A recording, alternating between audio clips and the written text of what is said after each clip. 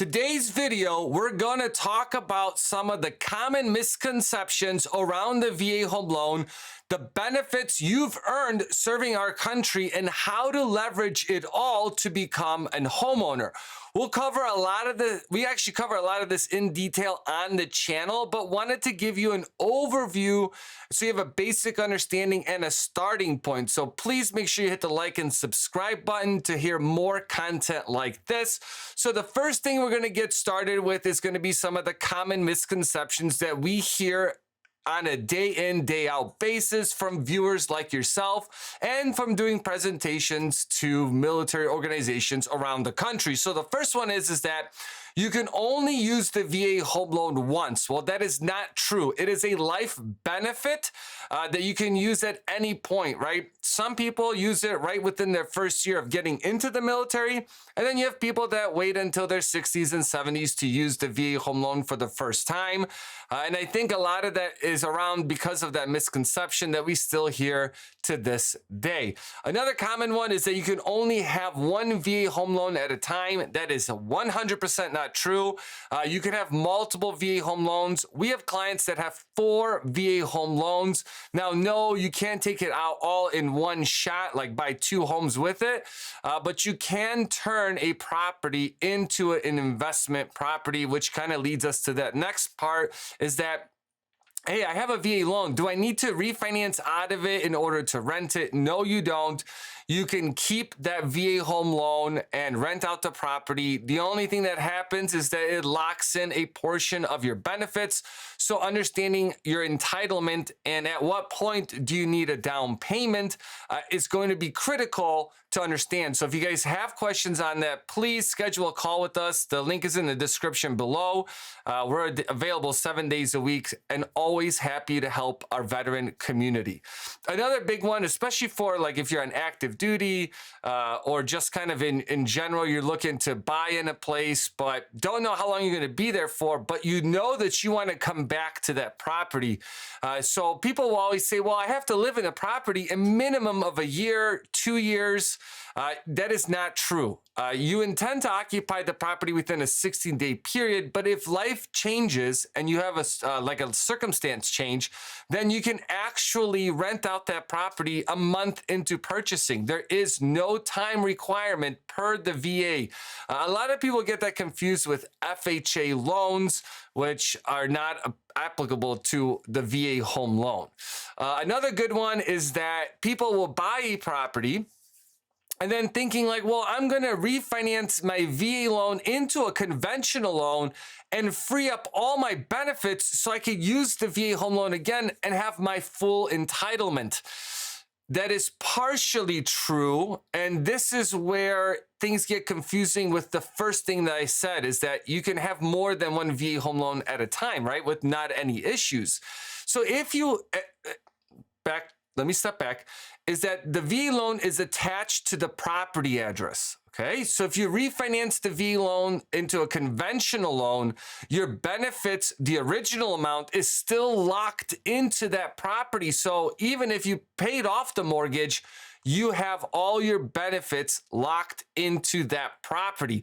There's only a couple things that you could do to kind of get around that. One is if you pay off the property, move it into like a trust or an LLC or whatever that you do, then you can ask the VA and say, look, it's transferred ownership. I'm not, this isn't my property anymore. You could restore your benefits.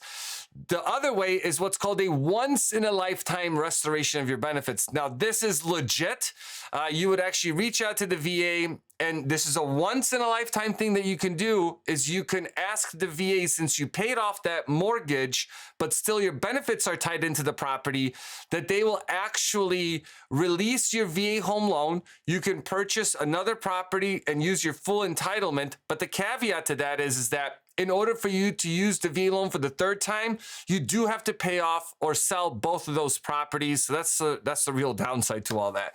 Another one is the home needs to be in perfect condition. It definitely does not. You guys can check out our channel and watch some of the videos around the appraisal process. You can do escrow holdbacks. We've seen the VA, you can actually ask the VA to waive conditions per their minimum property requirements that they have set in place. It is a relatively easy process. process, but do note that you do have to have funds in order to set up this escrow account to be able to to be able to do that. But you can also use seller credits to do that as well. So there's definitely some flexibility. You can purchase a income property if you're buying a multi-family property. So let's just say instead of buying a single family home, you buy a 2, 3, or 4 unit building, then you can actually use rental income to offset your mortgage payment to qualify for more. Obviously, there's restrictions around that, and we do have multi-family videos out there that you can check out and see exactly how that program works. Another thing is that you can use the VA loan to build your custom home with 100% financing. This includes both land acquisition and the construction. If you already own the land, then you can get a construction loan for that, which I think is phenomenal. You can also buy farm residence, but that kind of leads us into the next part, is that does the VA restrict how many acres a property can be? My dream is to buy a 100-acre plot of land and put a house on it. Where veterans run into a challenge is that if the land is worth more than the actual property, then the VA is not going to lend against that. So again, these are things that you need to think about, like when you're going through that process, especially if you're doing a custom built home. We can introduce you to a lender that can do that. So again, please feel free to schedule a call with us to go through that. Now that's some of the common misconceptions, and there's plenty more, but we'll cover those on later videos. Now let's talk about some of the big benefits of the VA home loan and how you can really leverage it. In general, okay, VA interest rates are going to be lower than any other loan product that's out there. The challenge that I think faces in the veteran community is that you have a lot of these big name banks that market to the veteran community, and veterans sign up with them and they go through their loan approval process, and they end up paying, one, higher interest rates than they need to. The other piece that they have is that they're going to be overcharged on fees from origination to discount points. Plus, they're going to have higher interest rates, or the lender's going to tell them like, oh, you have to buy down your interest rate to be able to qualify. So it is crazy to me on how many people's loan estimates or closing disclosures that we look at, thanks to our viewers out there that submit their information. We're able to take a look at it and then save them $6,000 to $9,000 on a transaction. It's unreal how many times people wipe out their savings, in order to use a VA loan when they don't have to do that in any way. So please do your research, do your homework. That's why we do videos like this, so you can get educated on that. The other part is there's no down payment requirement. Now, is that a good idea? Is it not? I'll kind of leave that up to people to debate that.